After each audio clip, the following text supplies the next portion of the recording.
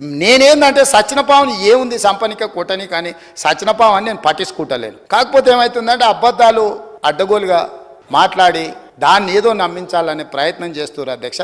అందుకే ఇవాళ దానం నాగేందర్ గారు మాట్లాడినారు అధ్యక్ష. 30 ఏండ్ల నుంచి వారు ప్రజాప్రతినిధి, నాకు తెలిసి మీకు కూడా తెలుసు. ఈ నగరంలో ప్రతి సందు తెలిసినోడు, నగరంలో ప్రతి సమస్య తెలిసినోడు, ఈ నగరం నుంచి మంత్రిగా పనిచేసినోడు, పార్టీ అధ్యక్షుడిగా పనిచేసినోడు, జాతీయ స్థాయిలో ఈ నగరానికి ఏం అవసరం ఉందో గుర్తించినోడు. మీరు అవకాశం ఇచ్చారు, ఆయన మాట్లాడితే తప్పేముంది అధ్యక్ష? ఈ సభలో ఏ సభ్యుడైనా తమరు అనుమతి ఇచ్చినప్పుడు తమ ప్రాంతానికి సంబంధించిన సమస్యల మీద మాట్లాడతారు అధ్యక్ష.